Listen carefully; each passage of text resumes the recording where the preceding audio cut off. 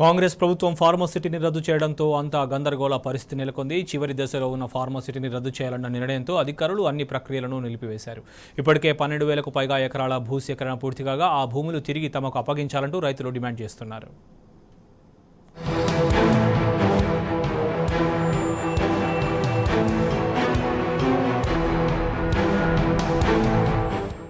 రంగారెడ్డి జిల్లా పరిధిలో ఫార్మాసిటీ ఏర్పాటు కోసం గత కొన్ని సంవత్సరాలుగా అధికార యంత్రాంగం చేపట్టిన చర్యలన్నీ ఒక్కసారిగా నిలిచిపోయాయి. ఫార్మాసిటీ స్థానంలో మెగా టౌన్షిప్లతో కొత్త సిటీని ఏర్పాటు చేసేందుకు సీఎం రేవంత్ రెడ్డి కీలక నిర్ణయం తీసుకున్నారు. తాజాగా రేవంత్ రెడ్డి తీసుకున్న నిర్ణయం రంగారెడ్డి జిల్లా పరిధిలో పెద్ద చర్చనీయాంశంగా మారింది. ప్రభుత్వం అక్కడ మెగా సిటీని ఏర్పాటు చేయాలని చూస్తుండగా ఎలాగో ఫార్మాసిటీని రద్దు చేసినందుకు తమ భూములు తమకిస్తే బాగుంటుందని ఆ ప్రాంత రైతులు కోరుతున్నారు.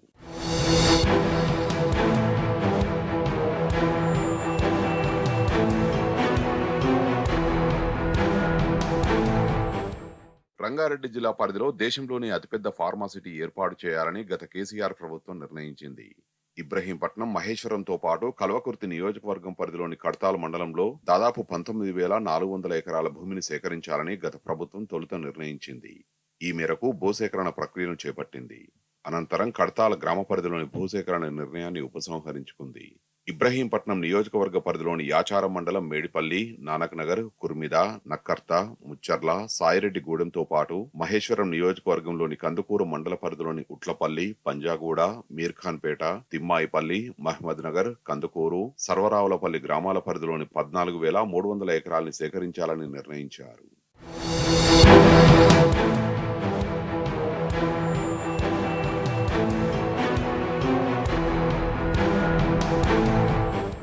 ఇప్పటి వరకు 12,300 ఎకరాల భూసేకరణ కూడా పూర్తి కాగా ఇందులో సుమారు 9,400 ఎకరాల వరకు ప్రభుత్వ భూమి ఉంది. మిగిలిన పట్టా అసైన్డ్ భూములకు ప్రభుత్వం పలు మార్గాల్లో పరిహారం ఇచ్చింది. పట్టా భూములు ఇచ్చిన వారికి ఎకరాకు 18 లక్షల రూపాయలతో పాటు అభివృద్ధి చేసిన 121 గజాల ప్లాటు, ఆ ఇంట్లో ఒకరికి ఉద్యోగం ఇస్తామని హామీ ఇచ్చింది. కోర్టును ఆశ్రయించిన కొందరికి రైతులకు ఎకరాకు గరిష్టంగా 26 లక్షల రూపాయలు వచ్చాయి.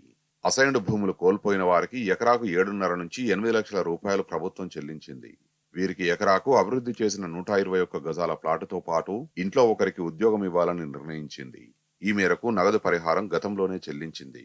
సేకరించిన భూముల్లోనే 600 ఎకరాల మేర లేఅవుట్ ను అభివృద్ధి చేసి భూములు ఇచ్చిన వారికి ప్లాట్ల పంపిణీ కూడా చేశారు.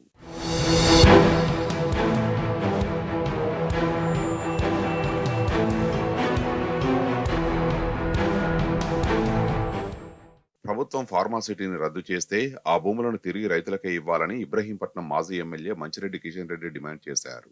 అధికారంలోకి వస్తే ఫార్మాసిటీలో భూములు కోల్పోయిన రైతులకు ఆ భూముల్ని తిరిగి ఇప్పిస్తామని కాంగ్రెస్ హామీ ఇచ్చిందని, ఆ హామీని నిలబెట్టుకోవాలని కోరారు. ప్రభుత్వం ఫార్మాసిటీని రద్దు చేసి ఆ భూముల్ని రియల్ ఎస్టేట్ సంస్థలకు కట్టబెట్టి వ్యాపారం చేయాలని చూస్తోందని విమర్శించారు.